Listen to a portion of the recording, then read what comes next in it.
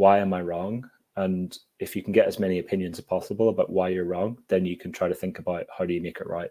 So whenever I applied for jobs, if anyone rang me, I would just be like trying to harvest as much information out of them as possible. Like why did you ring me? Like, you know, what did you look at on my like resume or CV that made you think like I need to call this person?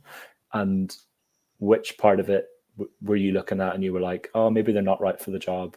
So I was trying to think like, I was trying to like learn as much as possible about how people were like viewing me or like viewing my application, because I realized like a lot of the people started saying the same thing. They said like, oh, I noticed you had like SQL experience, or I noticed that you had like you'd done a course in Python or something like that.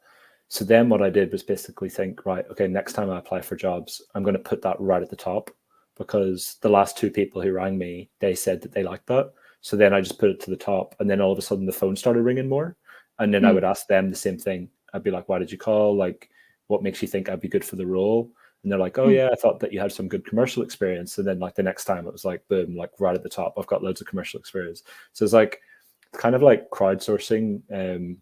It's like you're just like constantly on the search for feedback. And I guess I wasn't really thinking about it like I need to get a job. I was thinking about it in a way of like, I need to learn why my resume is wrong as quickly as possible and make it better and better and better. And then every time I got a phone call from a recruiter, sometimes like my first few phone calls were like terrible. They went so badly. Like they'd ask me questions and I just wouldn't have a clue what to say. And like, I just wasn't getting anything from the call and they weren't really getting anything out of me.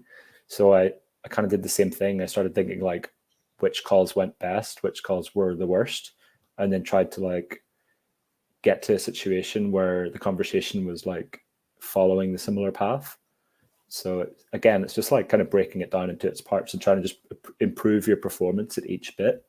And then you kind of go from like bad resume to good resume, bad at phone calls to good at phone calls. And then you get to job interviews and it's like bad at job interviews to good at job interviews. And it's like, that's how I use networking, I guess. It's like to try to get as much strategy out of it as possible. And then just constantly improve your performance. And it's like, that's, I guess, how I use networking the most. It's like to get that feedback from people.